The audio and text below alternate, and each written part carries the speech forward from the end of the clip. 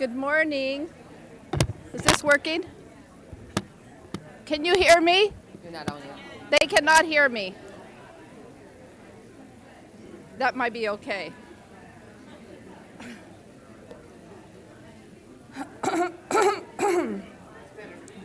Good morning. Good morning. Good morning. You know, I'm now at UC Berkeley, and we have this tradition that everything starts 10 minutes after. It's called Berkeley time. So if you haven't noticed, we've been doing Berkeley time here at the conference, mostly because of the elevators. So thanks for your patience as we get things rolling this morning. So welcome to the featured research session, An Ecological View of Equity, Reframing Our Understanding of Youth Access to Connected Learning Opportunities.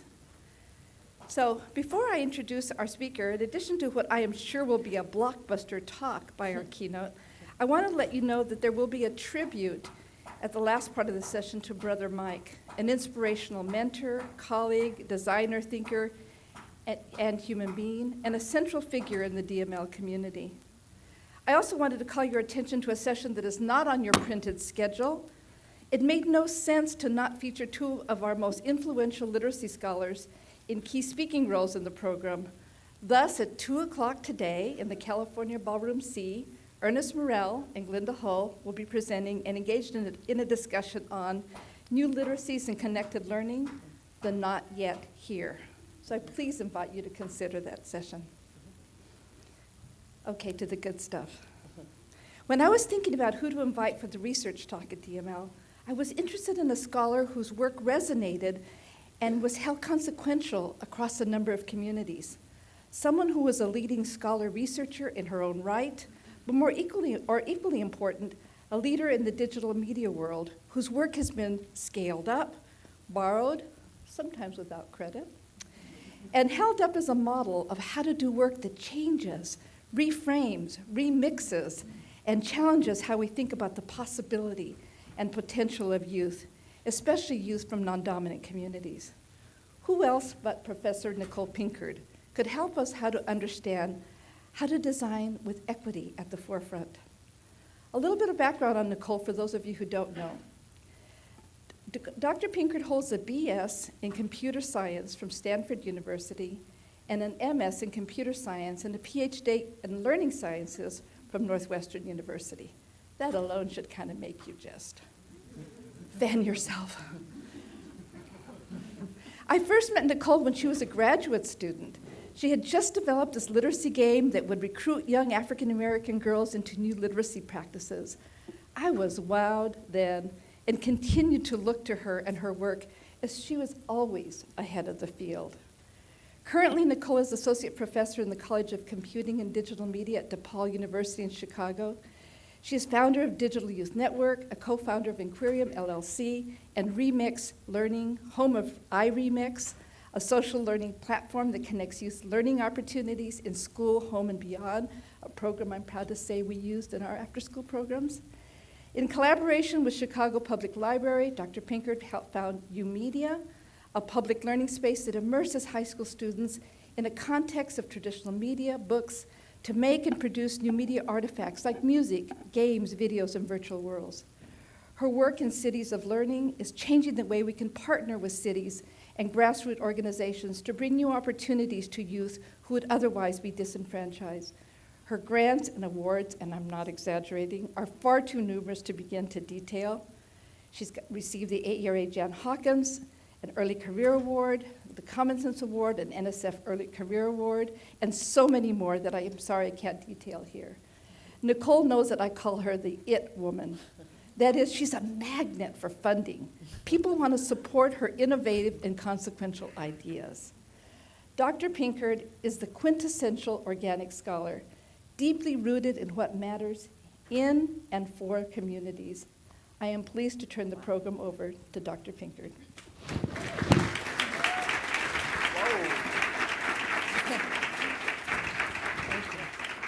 Well, I'm afraid to talk now. I don't know. Thank you, Chris. And I have to say, I was a first-year graduate student at Northwestern, and Chris was at UCLA. And my mentor, Carol Lee, who is the mother of the co-founder of DYN. So it's important that we talk about all the connections. I think Chris and Carol were trying to make me a literacy scholar at that point in time. And Chris has always been a support and a mentor and someone I call on all the time when I need some advice and things. So thank you for inviting me to speak. And I'm really excited to be here. I'm like, which one am I going to do? Let's see. Let's do it this way.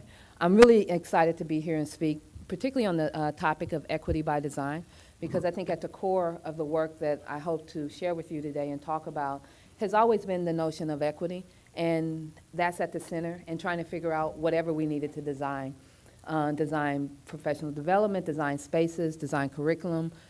The it didn't matter. What mattered was whether we saw that we were having an impact on the lives of youth. So I want to, the purpose of today is to try to walk you through what it's probably been 10, 12 years. Akili and I, we go back and forth if it's 11 or 12 years now. History of what we've done, but really focusing on infrastructure and ways in which we've had to address and encounter infrastructure issues to create the ecologies that we want to see. So we can't begin but without acknowledging the tremendous village that has supported the work in funders and in collaborators. I think this list could be 3 pages long in terms of collaborators. And in funders, I've highlighted MacArthur Foundation because it's been a journey in collaboration with MacArthur from beginning. In reality, we existed before, our relationship with MacArthur existed before DML. And so we were able to sort of be in on the ground floor of this work. And then the team, this is the current team. There's actually folks in here who were once a part, or not once, or still a part of the DYN family. But here's the current team. Many of them are in the room. And can y'all quickly stand up, even if you're current and past members? Because I'm always pleased y'all here. Hopefully y'all not still asleep. Okay, thank you. I actually am always the fortunate one who gets to stand up on the stage. And a lot of people think, oh, what has Nicole done? But in reality, it's really the work of the people here and who said the work. And as I said that, we will have a tribute at the end of the day, at the end of this session, to Brother Mike, who, along with Akili and I, were really the founders and foundation of the work of DYN, and I think really was the foundation of the DML. So as you see this talk, for those of you who know Brother Mike, you'll see his presence and you'll see his work throughout. So in spirit to Brother Mike, I am going to read a poem, and those who know me knows that that is not something I do. But this poem, when it's actually a poem, it wasn't a rap, are lyrics that from Tupac that have actually stuck with me for a long time. So did you hear about the rose that grew from a crack in the concrete? Proving nature's law is wrong. It learned to walk without having feet. Funny, it seemed to be keeping its dreams. It learned to breathe fresh air. Long live the rose that grew from concrete when no one else cared. And this poem is always, I revisit it because I think at the core of the work that we've always tried to do is this interplay between whether we're trying to strengthen the roads to break through the concrete or whether we're trying to get rid of the concrete. And I think our journey has gone from initially thinking we can just strengthen the individual, which I think we can, but realizing you also have to change the ecosystems, change the system such that you can always have roses, but they don't always need to, they can actually grow out of grass. And so I'm going to ask you some questions. Let me go back. I'm going to ask you, because it's early in the morning, I want people engaged. There's some questions. It's like Jeopardy. They're going to come up here and just yell them out, yell the answers out. They're going to come quick, fast, but answer, no right answers. Just see if you can answer these. Let's go. I wish I had the Jeopardy music. Mm-hmm.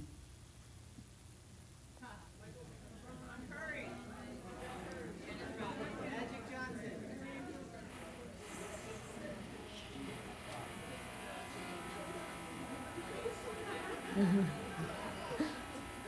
Not yourself, Yagochi.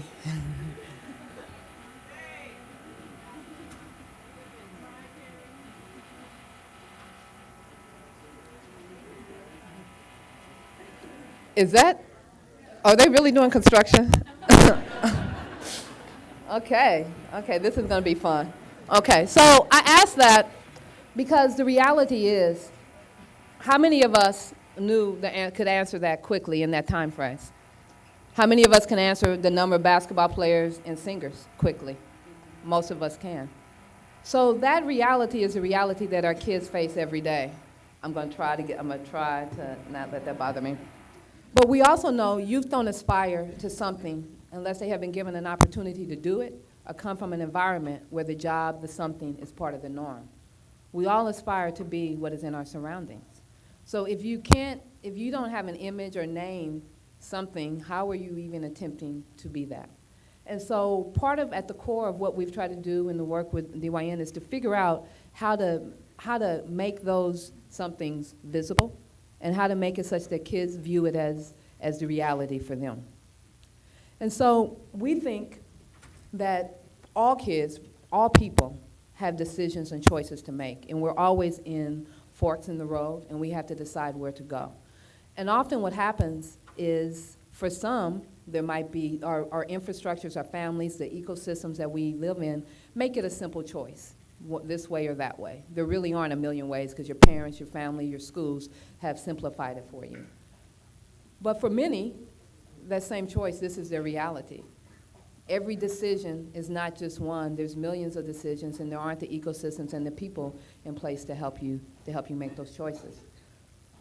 But we think it's possible for every kid, and particularly kids of color, to have simplified choices. But it's still going to be a path. It's not always going to be a paved road. But our goal is to figure out to make it simpler and to figure out what the ecosystem is that needs to make that happen. And so in thinking about that, one of the things I think that is really important about the DML community is that instead of just having people focus, and which I think many of us have done initially in our own space, I'm a school person, I'm an after-school person, I work in the homes, libraries, where we work in our own individual contexts, I think this quote is really part of the goal I think we've always tried to do, is to figure out how we're a whole ecosystem that works together. And so I can do my part, you can do your part, but unless we are able to come together and connect it, then we're not going to be able to simplify for the child.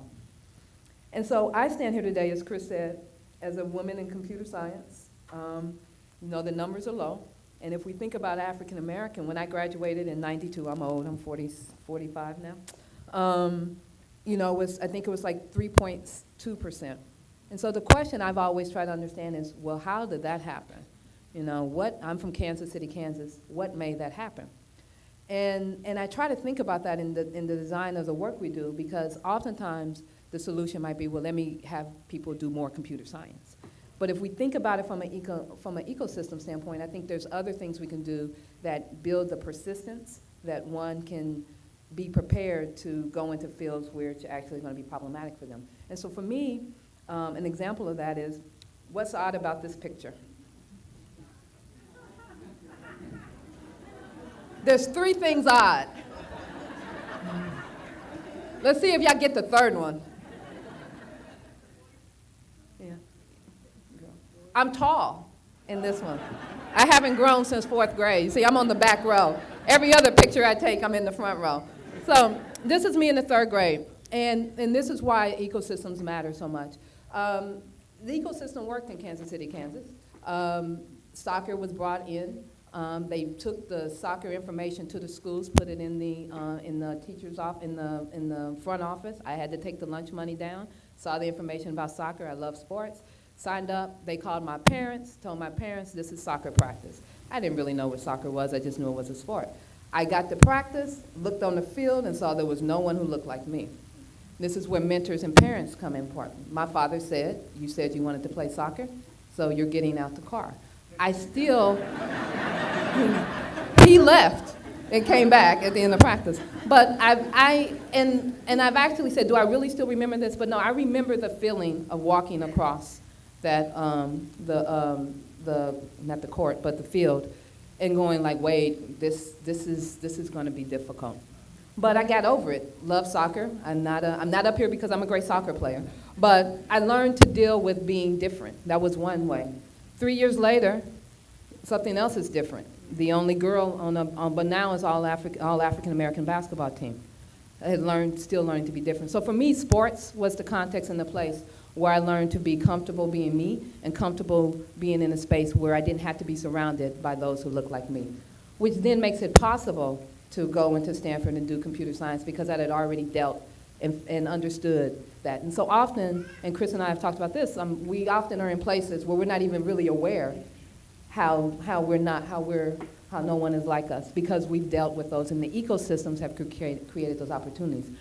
So in the core part of what we want to do is to help someone become a rose. We think there's, in addition to personal experiences with content, one has to be comfortable curating their own learning experiences, their own path, because the reality is you're doing something that you don't really have an image of what it is to be.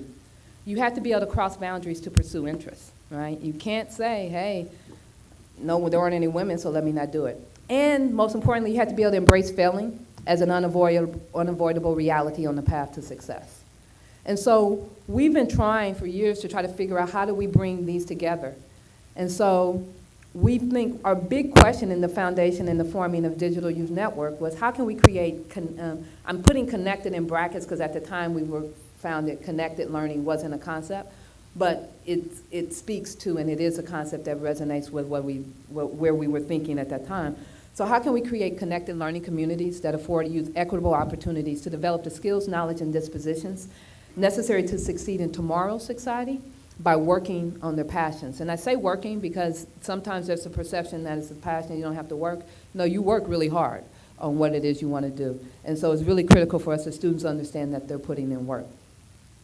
And so over these 10 years, these are the questions, taking that first question, how we narrowed in on a particular question for the context. So our work started out on the south side of Chicago with the University of Chicago Charter Schools. And they happened to have a one-to-one, well, they didn't happen. We created a one-to-one learning opportunity for the school. And then we had to ask the question then, well, how do we create environments where digital literacies are a valued form of social and academic capital? So just because you have a computer doesn't mean you're going to want to do something with it. So what do we have to do to create the environment? We did that for 4 or 5 years. We then were fortunate to work with our library partners. When I thought people were crazy when they said, let's go do U-Media, then it was like, well, how can we ensure students have a space and a community of peers?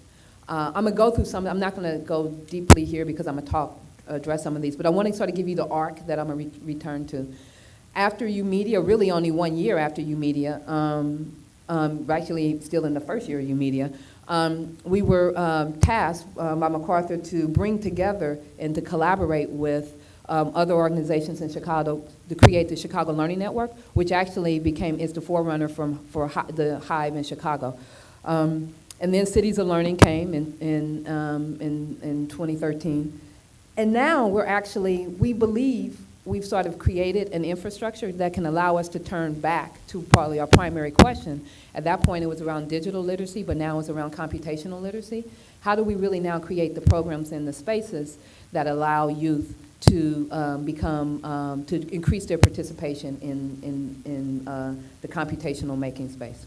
And so I'm going to dive into some of these in a little more detail to really talk about the infrastructure issues that existed. And so our model across everything that we do has been, this is the DYN ecological approach. We never focus on one place. We move in and out of places as it sees fit.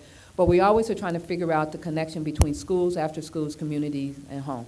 How can we provide kids hooks and triggers for learning such that they're moving across these spaces and bringing what they know in one space into the other space? And our toolbox, if you will, is constantly changing, but it's adults and peers who teach, model, support, and encourage, and we'll speak more about that. Always artifact-based content that interweaves digital and traditional literacies, learning spaces, and most importantly, showcase opportunities. Tech-based learning and community tools. We do a lot of development of tools because we need them at the moment. And then the social practices. You can have technology and people, but if you haven't really figured out the social practices that are unique to each particular environment, then you don't have the glue, or as my colleague from Kansas was telling me, Missouri, if I say Kansas, she's Kansas, Missouri, the connective tissue that's necessary to hold us all together. So first, a little bit on Renaissance Academy. And so the particular question we wanted to answer is, how do we make digital literacies a desired form of social and academic capital that youth are going to put in the work? And the funny story is, this is a school on the south side of Chicago, and what ended up happening towards the end, they couldn't even field a basketball team because the young men, these are African American men, were preferring to spend their time in developing the digital literacies. And so we figured out how to transfer the social capital from basketball to media. And so the model that where we ended up with is this connection of school, where we taught media arts classes, after school, where everyone had to take. It was important that there was a base set of literacy that teachers and everyone could rely on. So everyone had a series of media arts classes.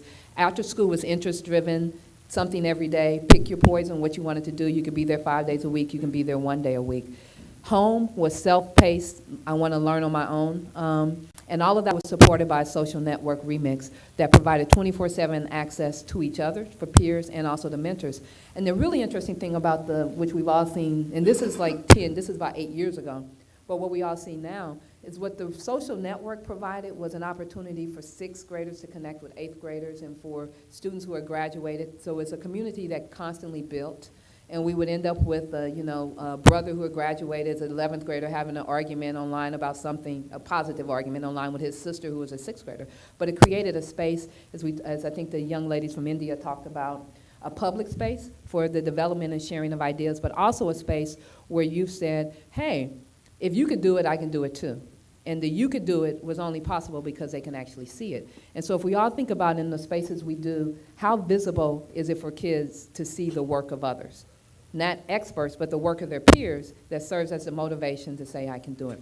So these are the questions we had to answer to do the work. Really the focus on mentors was really essential for us. And also the development of showcase opportunities. And out of that work, we were fortunate, we were fortunate that MacArthur, and this is actually a really important infrastructure item because oftentimes I don't think it exists. We were a design team, research design, so we are designers and we are researchers, but but when you're in that space, it's very hard to stop and reflect. And we were fortunate to have our colleagues from Stanford and UIC at that time, Kim Gomez and Bridget Barron, who partnered with us along on the journey, who are research collaborators and partners. And they put in front of us daily, here's what we're learning, here's what we're seeing, so we can adapt. So we were able to adapt our work. And we also had as our goal was, how can our kids, if at the end of a period of time, would our kids look any different from kids in Silicon Valley? Could we create the ecosystem such that if you looked at the portfolio of a kid from the south side of Chicago and a kid growing up in Silicon Valley, you wouldn't know who was who? And at the beginning of this, a cohort that we followed for 3 years, at the beginning, 96% of those kids had fewer experiences than the kids from Silicon Valley. At the end, 86, I believe, had more experiences. And really what it came down to, not just breadth, but depth. They had done, not just they had done it once, they had done more things 6 times or more. And that was really huge. And when we talked to the kids and the parents about what is that, it was all about the role models and the support that they had.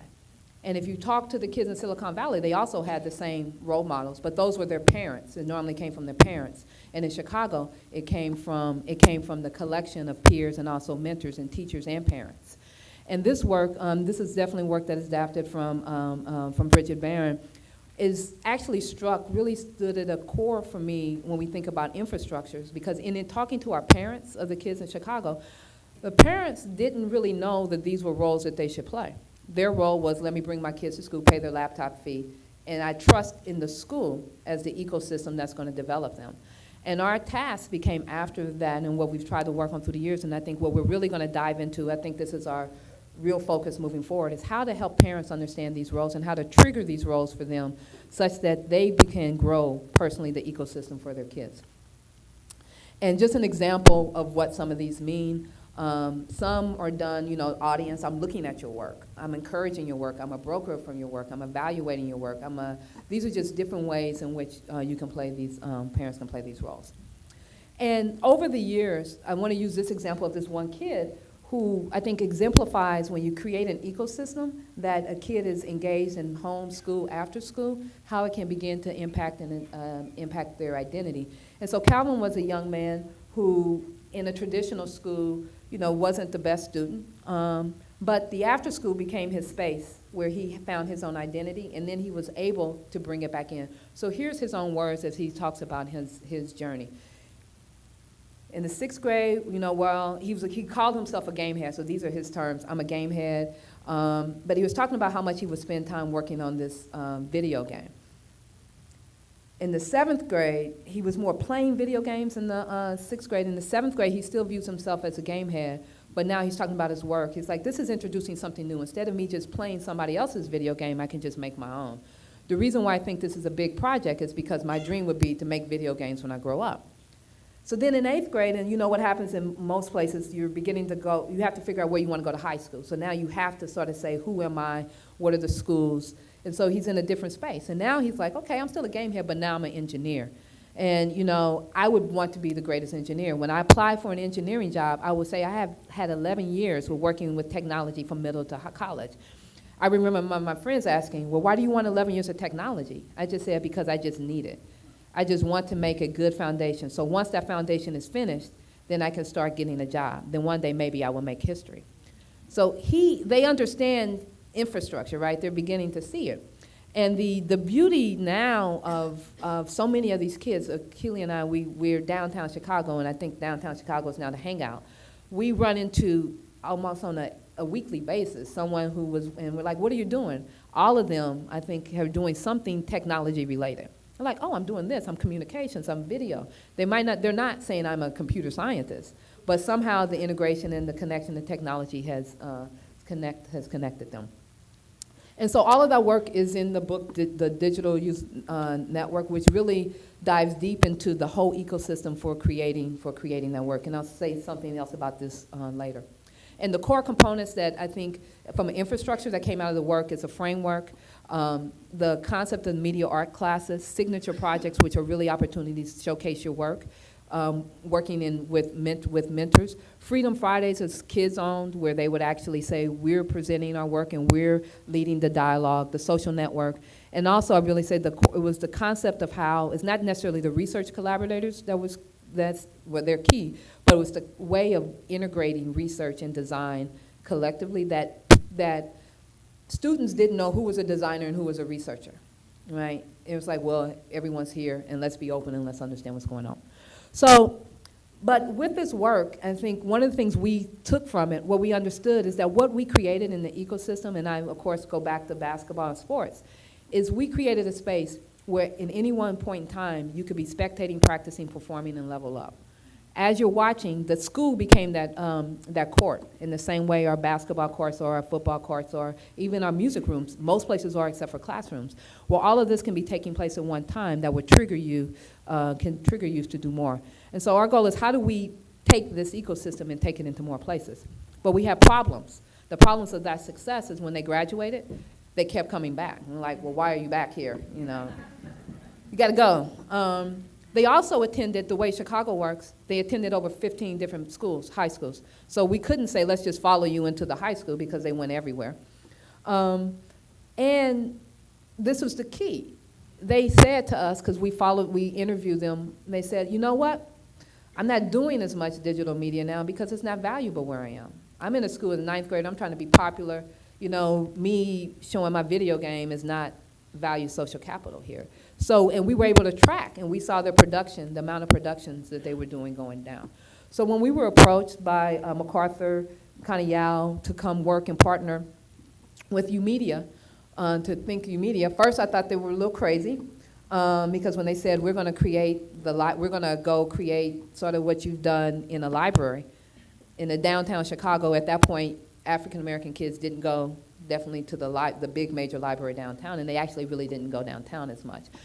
We were like, we don't know about that, but we worked with our partners in the library and said, let's tackle this. And these were the questions we wanted to ask. How can we ensure students have a space in a community that values and motivates their continued development of digital literacies? Because selfishly, I'm thinking about the kids that we had come up through DYN. But then this is the key question. We said, how can we motivate an African-American youth to travel downtown after school to hang out at the library? So we were very targeted with, that's the population. If we can't figure this out, then we're not successful. And so U-Media is a collaboration of multiple different people of the audience, the screen I showed later. The design of it is based on the Hamago framework from Mimi. The programming was designed based on the DYN infrastructure. It was a collaboration of the library and the mentors and the librarians, and we're all trying to figure out how do we work together in this type of space. And I'm going to show you a quick video to show you the essence of what U-Media is. Some of you might have seen it, but I think instead of words, I think it's best to see the video that'll give you, this is the ecosystem of what existed. And understand, youth are doing this on their own after school.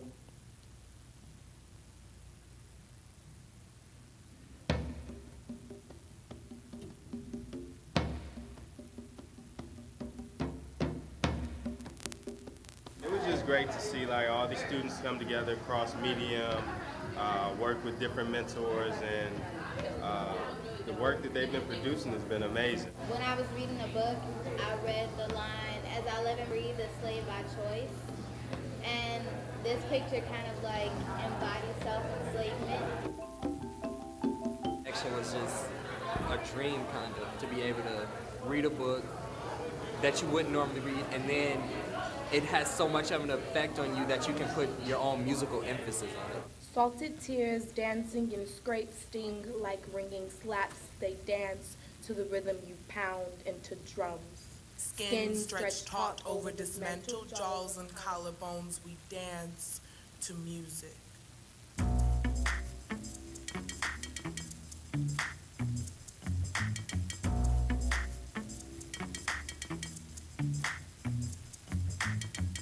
Bright lights, dark days. I wrote a poem as if I were the character Florence, and so he's gonna be singing he's gonna be singing sort of like lyrics that I wrote. I wrote the poem, and then afterwards there's like a little song, so he's gonna be singing that as well as producing the beat most likely. Like Master told Mama, it'll hurt at first, but give it time. You will love The product of the raping. My mama named me Florence so I wouldn't wither under the harshness of a man. There's a strength in my decrepitness, a freedom of your pedigree couldn't muster. It's been cool to see how much can come from one book and how like a vast array of work has come from this one book. Not only are they reading books, but they're making these great projects, these media projects around books. I think the special piece for that for me is that it's something that can be replicated in schools, and I hope literacy teachers take heed and open up the doors of what is possible with students learning this media. Hopefully maybe in the future give them credit in their classrooms for what they're doing in spaces like U-Media. So that was, and I always like to stop on this picture because this is a Mercy, Toni Morrison, and this is a kid. See all the notes? The passion of the conversation and having to support their claim through media motivated the attention into text. So oftentimes when we think about digital media, people think the final product. They don't realize or pay attention to the traditional literacies that were at play. And so U-Media provided us with taking what we have done with DYN, where it was really a space where you came in on Thursday and this is in the after school, this is video games, and on Tuesday is graphic design. It was very much structured into a library that has a culture of you can come in and out whenever you want. You don't make a kid sit down for 3 hours at the library. They can get up in the middle of a workshop and leave if they want or not come back. So how do you understand this space? And so we had to think about what students want and what they told us. They want adults who listen to them, mentors who know their stuff. Like, if you can't show me, then hey.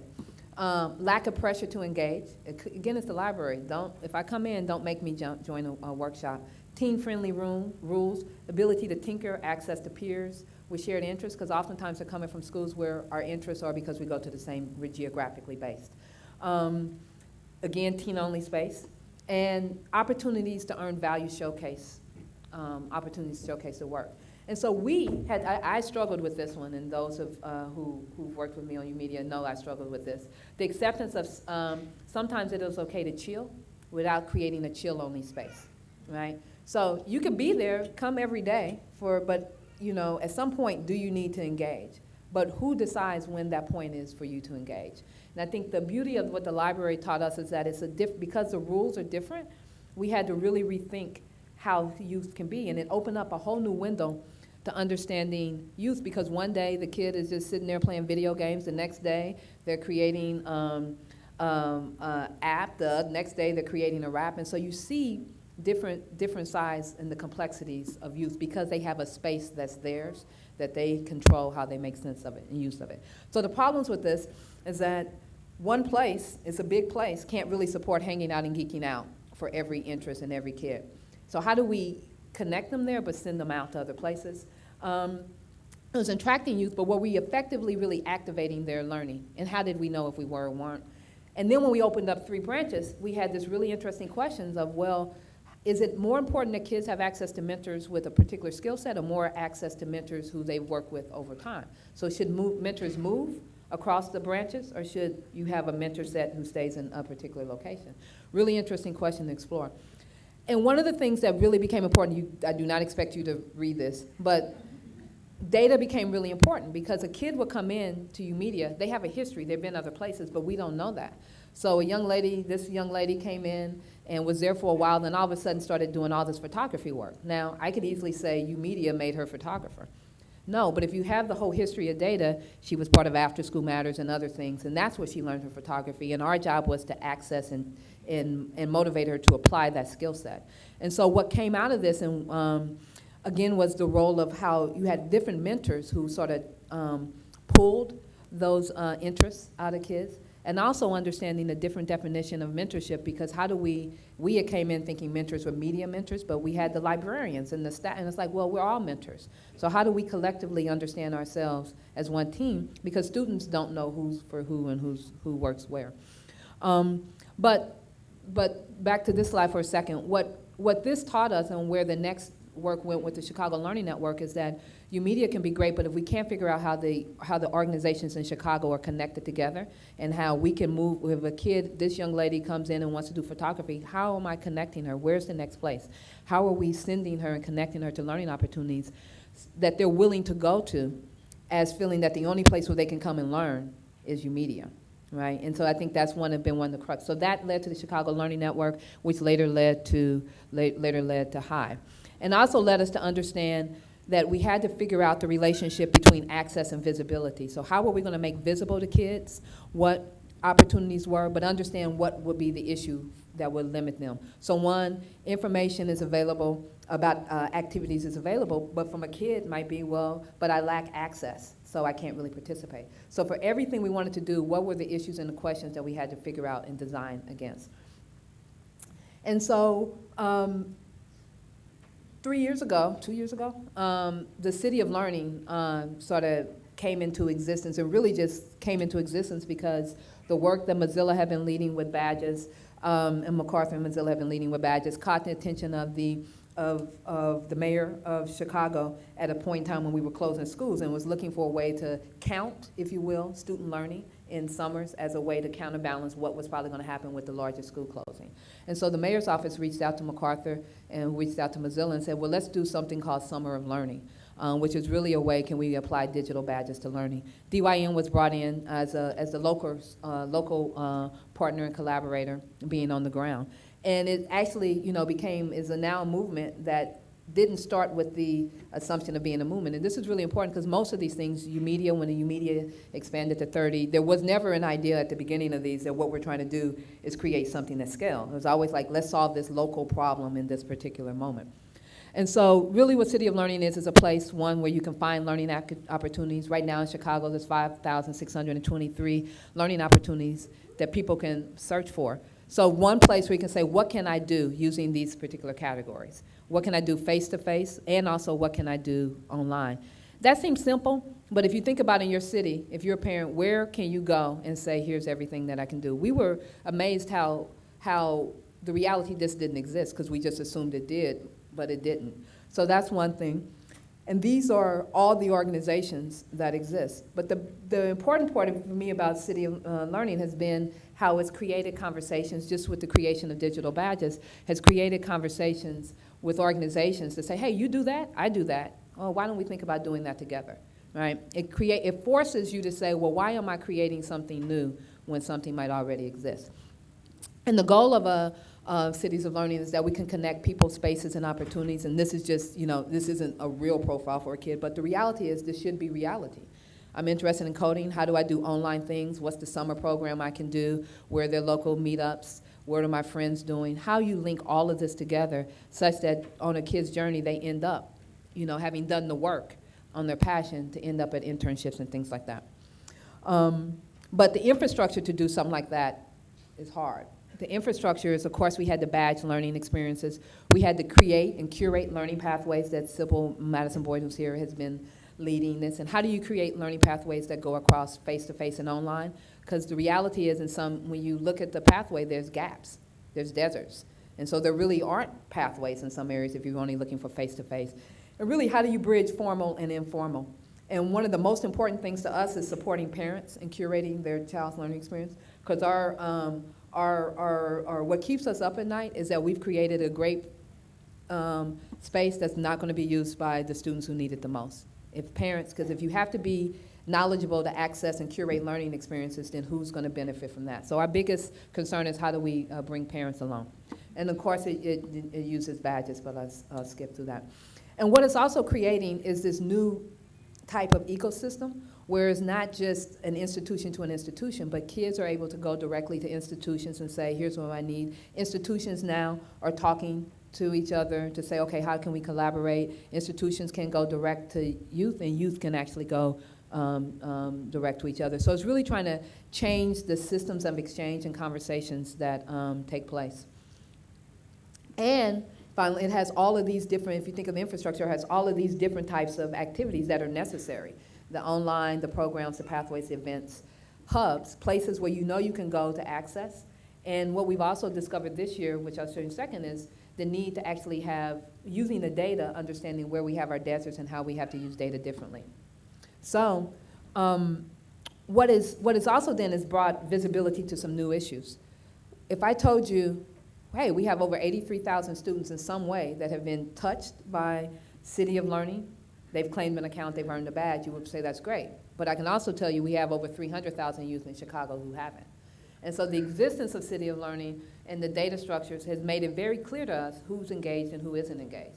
And so you can't sleep at night knowing 300,000 kids aren't accounted for in the system. So what do we need to do for that?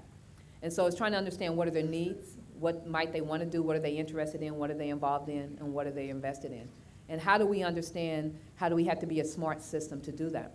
So, for instance, in Chicago, we know who they are, where they live, because of our partnerships with the school district, we know who the kids are, where they are, where they, in which zip code they're not in, which grades, and things like that.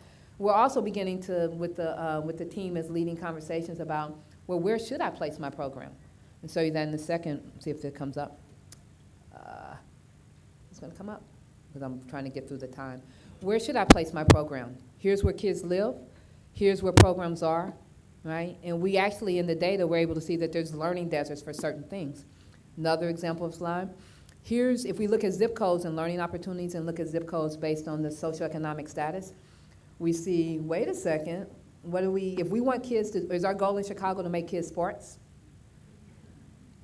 That must be, because that's where all our opportunities are. If we really want to be a city that's developing coders and media, then we need to think about what are our opportunities.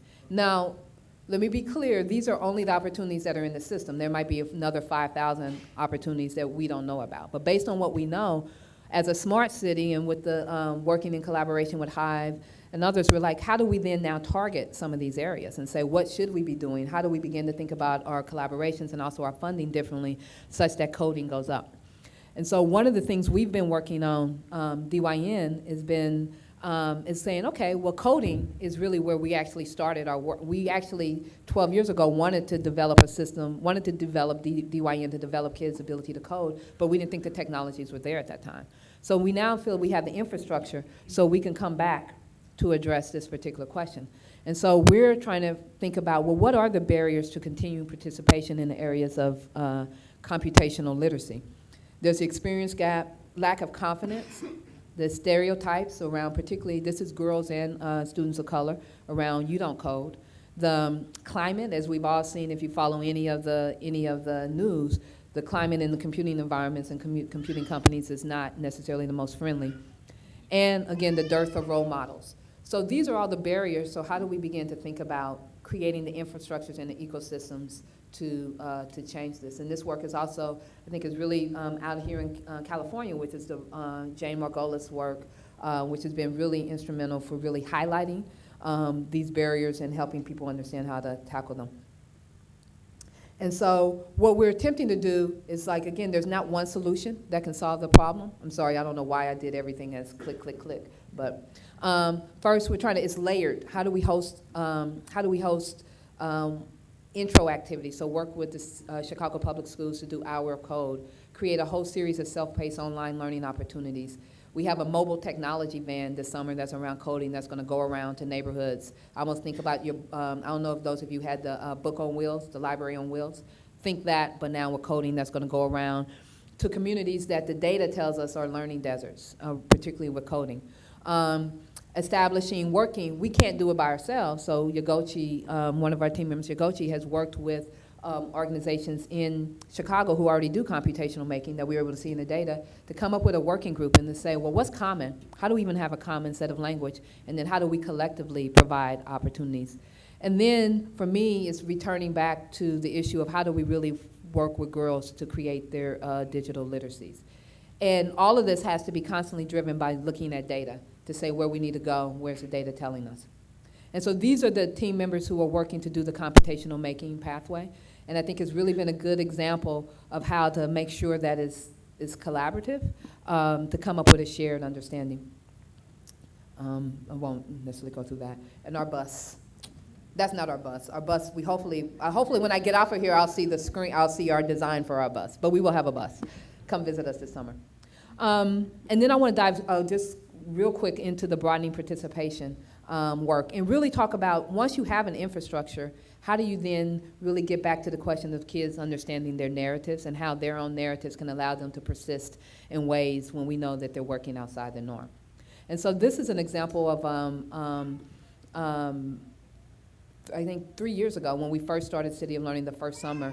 And our goal, and this is a phrase that Mike said that gave to us as our target. We need to make learning a lifestyle. And it was, how do we connect it through identity? So this young lady had just created, it's an example of her creating e-fashion, her own cuff that represents her and her sharing it.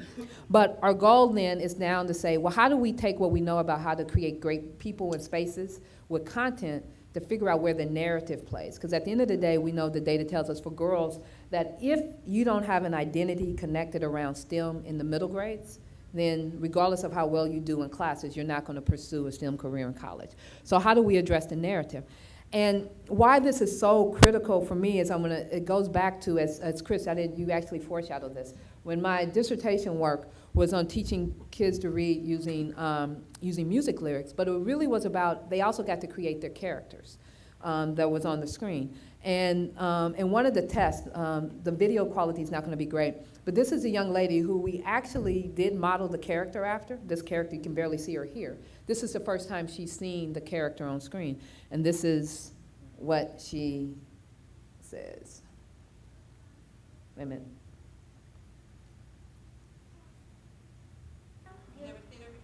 No, that's Sam, right? Does she look like Sam? Yeah, no. Look like you. Don't play. Who is it? Something made up. She's pretty. That's gonna be me. And so there's a whole thing where she persists and constantly plays this game because she sees a connection. And so one of our challenges in creating this project called Digital Divas, that's teaching girls to do coding and computational making e-fashion, but through narratives, we have a dilemma though. Previously, we were working with a particular population. Now we're trying to create a set of resources that are going to be available broadly. Well, how do you make it such that everyone can identify and see themselves? And so the question for us is has been the role of narrative. And how do we create these narratives that are representative? These are all sketches. So we initially said, well, can we create something where there's no identity? We tried that and the girls threw that out. And you're like, no, we don't like that. And because they were still importing their identity on the characters. Then, you know, we've tried multiple different ways, but we've put them in the middle, and they're our co-design partners.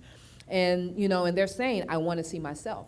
And so it's a really interesting process, and we hope that what we're now coming up with is a way in which we have these narratives of multiple different girls, where they're seeing girls tackle and challenge issues around computation that are like them.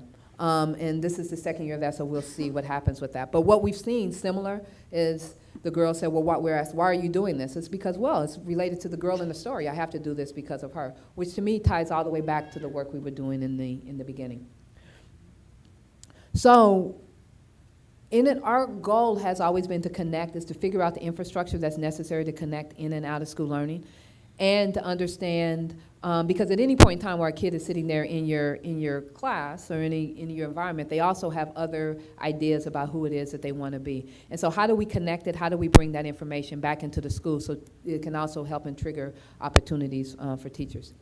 And so I want to come back again to the role of mentors, because we talk a lot about technical infrastructure, but the reality is, at the end of the day, it's all about the human relationships and how are you enabling your mentors to do what it is that they need to do. And here's a model that supported by Hive that came out of from Tanae Gray, Elsa Rodriguez, who was here somewhere in the house, and Bernadette Sanchez. Their model of mentoring that really tries to look at bringing multiple models of mentoring together to say, how can we provide all of these?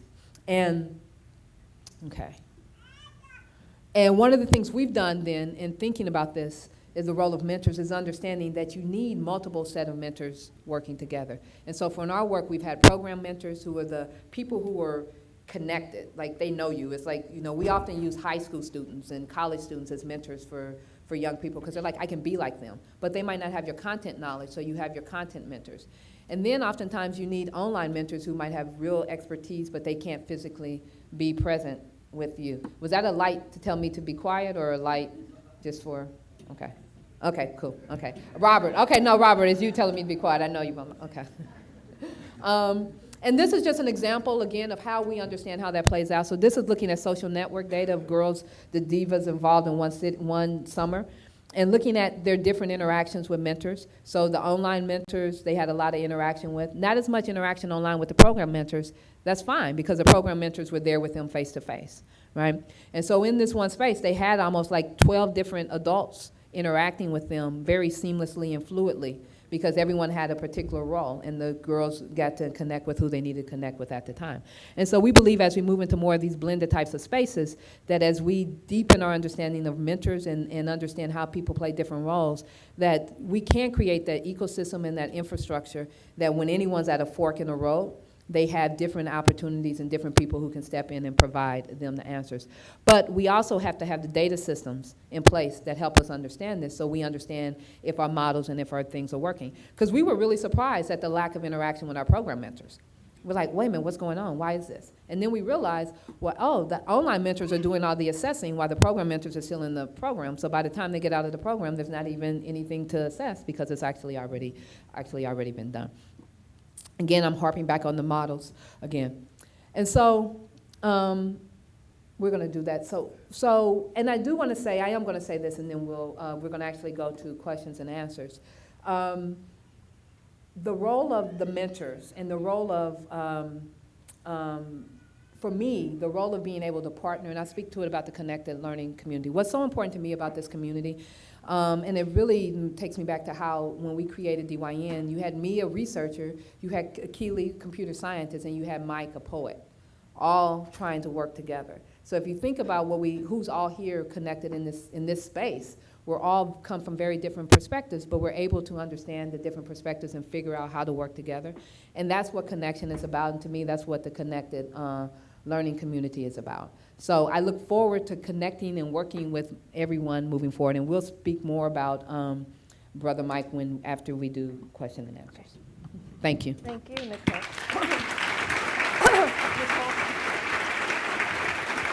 How much time do you need for Brother Mike? Claudia, let us know 10 so we can get to Brother Mike. Let's have a seat. Okay, I'm gonna get my coffee. I'll get her coffee. So I'm just going to start out with some think alouds, and hopefully we'll have time for you to join this, but we want to also save time for our tribute to Brother Mike. So, wow, I was just thinking about everything everything she was saying was so consequential, and thinking about the mentorship stuff at the end. I was just on a dissertation, one of my students at UCLA, Elizabeth Cardenas Gonzalez, who did a study on distinguishing femtors from mentors from tormentors. Right? I love that. So that was excuse me. You were doing connected learning and thinking about these things long before they were even part of the discourse of DML, and it's really instructive to see all this history. You didn't have time to get at some of the challenges, and so I'm wondering, as you're thinking, given your ecological perspective and your interest in supporting youth, what are the challenges in scaling up across neighborhoods and cities so that equity doesn't get diluted? You know, equity is always used, I'm going to do this for these kids, but then equity gets lost in the design and the implementation and certainly in the scale up. Can you just think with us about what those challenges Well, I think the part of the biggest challenge is scaling too fast before you really know what it is you're scaling. The time to understand that things are contextual to a space, or whether they're foundational as principles that need to go across. You can also often only do that when you attempt to go to the next space. So it's a tension between spread and scale, if you will. Second is understanding the context that you're working in and making sure that you have the right partners and collaborators in doing that. I think that's actually been really important. And then understanding that the outcomes, so for the slide about, when I look at some of our students that we worked with for a long period of time, it wasn't the experience, the product that was really the important outcome, it's more so the disposition, so their willingness to try new things. And the challenge for us has been, how do we create that context that you're pushing a kid, and I'm gonna say pushing, a kid to be comfortable being the other. Right. And how do you do that when you often have walled gardens of where you're working in? And so how do you get outside of your own walls to enable kids to realize that they can be comfortable in other spaces and connecting with others? I'm thinking back on your Tupac poem and thinking about how you really have designed environments, saturating it with tools and forms of assistance so that all kids could be smart, right? So then you've given us examples, but they're yours and they bring your sensibilities. What makes an ecology equitable? Like, what are those dimensions and those sensibilities that are so vibrantly shown in your work? See, I know Chris is gonna, we're gonna write a paper on this, Chris. What makes them equitable? To me, it's about, like, and I do go back to the fork. Do youth feel that the options are doable and accessible to them, right? That they're reachable. And that's the importance where badging has been really important to me. It isn't so much about, oh, I have a badge portfolio, but they make visible the milestones along the way. So if you wanna become, like we know in sports, like you don't try to become Michael Jordan, or I'll say, for me, it was Cheryl Miller. I'm not trying to become Cheryl Miller at 10, right? Because I can join the basketball team, I can start on that team, JV, high school. So there's all these milestones along the way that monitor and help you know where you are. But if we think in most of the spaces where we're trying to work with kids, it's not clear what those milestones are. And so how do we make sure the milestones are visible and attainable so they're willing to put in the work to get to the next level? Right. And I think if you've made those, and they also have access to the resources and the people that can help get them there. And I think that's, to me, if I think about equitable, is that everyone has a reachable next milestone that is achievable for them. But then how do we, when you talk about simplifying trajectories and pathways, how do you do it in ways that some people don't say, I'm going to simplify the knowledge base? Oh, no, I'm going to make these reductive. How do you not let people who are not Nicole Pinkert not fall into that trap? Well, I think I mean, we probably even have fallen into the trap ourselves times. But I think for us has been, and this I go back to the mentors and really, because we actually are working with people who do the work. And so at the end of the day, if you're trying to produce and create a product, you oftentimes, and a real product, you can't really simplify it.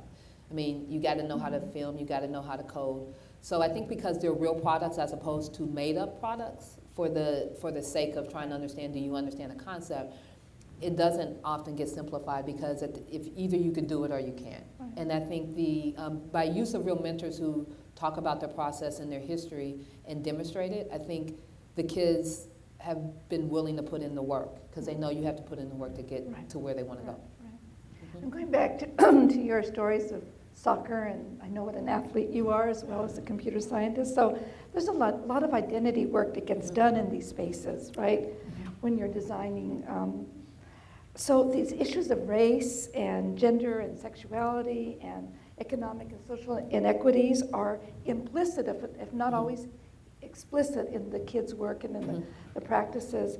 So what can you tell adults and mentors and teachers about how to negotiate and support the expression and examination of these issues and these identities, this identity work that is so fundamental to youth sustaining in these environments? See, it's actually an interesting question because you actually, and I don't know if it's good or bad actually, if you look at many of the presentations we do, we actually probably don't talk about race and stuff because we've always been in a context of where we're working with African American kids for the most part. But the issues are prevalent in the projects that they do, right? So it's a lot of social justice issues, problems, but they're questioning their environment, and those issues naturally come up. The question for us is, I think when we did a project, when we had a federal grant where we had to work across 5 different communities, and we intentionally chose 5 different diverse communities, that was really enlightening how we had to take a lens on our own work and to realize how much embedded those issues were in the artifacts we were using. Because for one example, we had a record label class, and we're on the south side and then we're on the west side, and the students can create what they want.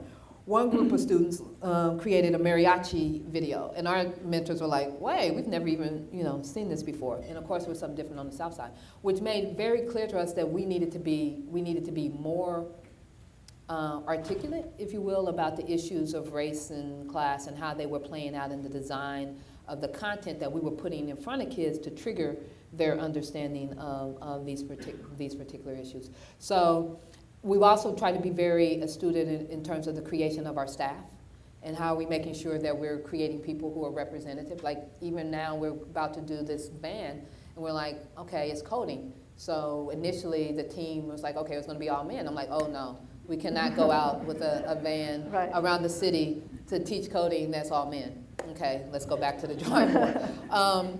But oftentimes those subtle things, you can lose them if you don't have, I think, a diverse enough team that actually everyone sees things differently and they can raise the issues up that need to be addressed. And if they're not part of the design. Yes, right? A part of the design. I mean, so it's always part, but I think the thing is we always design, and I'd say what's interesting about the body of work is, and think about this, if you look at a lot of the images from the DML community, especially early on, many of them African American because they were kids who were involved in this body of work. And we actually had this funny conversation once where someone saying, well, we need images of non-kids of color doing digital work. And I was like, we have succeeded. Truly disadvantaged. No, we have succeeded. But in that sense, it's just the space. And so in that sense, we've been afforded, being in the work early on, we've been afforded the opportunity to not position students of color, not position the work as a deficit because they've actually set the model, right? So it's a really interesting space because normally when you come in, it's always like, well, now how do we, it's the opposite, which has been really beneficial. So one last question. There's the L word is very often not uttered in public spaces. I know when I was doing policy work with Linda Darling Hammond, nobody would say the L word, learning. Mm-hmm. Well, you're not just a designer, you're a learning scientist. Mm-hmm. And so how can we get learning and consequential and robust forms of learning to be more part of the discourse of designing these equitable and consequential spaces for youth? I think it's the data. I think we're now moving much more in a space that we have access to more and more data about learning and what's taking place, and it's the learning, revolution and learning analytics. The dilemma is that are we having you have oftentimes scientists who understand the quantitative methods, and you have learning scientists. It's like, how do we make sure that we have teams that can understand what are the new methods that can actually make more visible how learning's occurring, or even if my colleague Yagochi has a concept of movement. Like, even before we can look at learning, the outcomes, we have to even see, are kids even making movements, Yes. right? And so it's the movements in the, are they clicking on this? Are they even using resources? Like, how are they engaging the content that we've created that we're trying to zero in? Because if we don't even see movement there, we can't even begin to look at, you know, the learning outcomes, because of course we know already there won't be those learning outcomes. Excellent, excellent. Thank you, Nicole, for Thank this you. wonderful conversation. I'm only cutting her off because we do want to make space for this really important tribute. But let's thank Nicole for all she's done. Oh, I'm thanking myself. Any questions or? Now, go ahead and do it. I'm sorry we aren't going to have audience questions, but I know it's really important to Nicole to do this work, and if we end up, I'll Okay. open it back up. So, I don't know if many of you, if you've been to DML events, and if you're just part of the DML community, the one presence who's been through so much of the work is Brother Mike. And unfortunately, unfortunately, this December, Mike passed away unexpectedly and left a tremendous gap and hole in our team, in our community, but also I think in the DML work. But we've committed to continuing his spirit and continuing his work, and are fortunate to say, and what we're going to show you next is a video, which is a compilation of Mike's impact in the DML community. But also what my partners in the work, what we've also decided to do is that in the creation of the book, the DYN book, which really is Mike all the way through it, we have 100 copies of the book that we're making available outside as a way of showing tribute to Mike, such that you can see his work and see his spirit in it. And so they're freely available outside. And we ask that they're free, but if you want, you can make a contribution to the Brother Mike Scholarship Fund, which we're pleased to announce that MacArthur Foundation is making a generous contribution. And there will be a scholarship fund at DePaul University where Mike worked, but also where he was a student, to both support students, incoming students who have in their pursuit of college, but also making sure that they're staying connected and giving back through service. But equally with undergrads, it's going to be resources to also support mentors who want to take time to come back and deepen their experience. So we're really grateful to MacArthur and to everyone who's participating in the Scholarship Fund, so continuing his legacy through that. And so,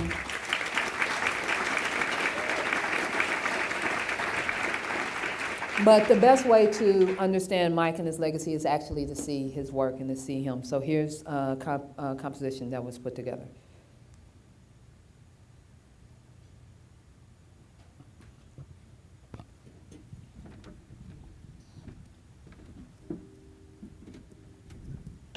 Do I want to plant seeds in revolutionaries? Do I want to breed revolutionaries who murder all talk, only read revolutionaries? Those Harvard revolutionaries who pass themselves as master vocabulary but can't read the dictionary and making things happen.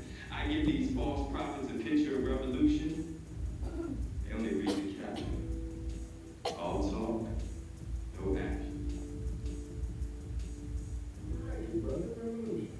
I was going to say here, we believe that you guys have the power not only to critique violence, but to come up with some solutions to it, right? So, you know, we try to create environments like this, safe havens, safe spaces, where you ain't got to worry about the mess. Success in your media is an engaged populace of young people who are creating, not just consuming media, they're producing. And I believe that you're starting to see a microcosm of how society should be, that racial, economic lines are broken down in a space like your media where, you know, people are coming together to express creativity, have a safe space to, share their skills with one another. And you see success when students are, taking it on their own and saying, how can I use this for college? How can I, use this for my career, or really engage in my passions? Your brother got hit by a stone at a hole in your friend, using the star thinking to get your revenge. It's hard to comprehend the fight in the giant this way, the cycle will never end. Keeping every day getting bent like an elephant in the streets, getting beat. Like percussion with custom town boxes, just like no discussions. Yeah, I would even figure that out, just snaps and then Yes, just having that vocal by itself. So without the bass too. Without anything, just snaps and just let that vocal just carry one in. All right, thanks y'all a lot. This machine, feel my dreams, revolution right now, dream means, brother Mike, dream, I got my dreams. What we do things, I'm just trying to do steps, who circulate two chains, I'm running around my side of town, I'm not sure my just somebody I think that really loves students. I think having the technical skills is one thing, but being able to, care for students like they were your own in a sense, is something I think we all share here at Media, that this is a community that we want to see grow. We believe fundamentally that, good mentors, good people are the drivers of that are going to, support students in all the things that they do. Media, we see you every single day. This poetry, turn the TV off and go read a book. Try Mouth of Che. It's poetry, Chicago, revolutionary day, and it's war. Everywhere is war. Everywhere is war. Fruit by the door. Everywhere is war. War. War. War. Everywhere is war. And if you spread love, you spread peace, you can stop all wars. Free your mind. Peace, y'all.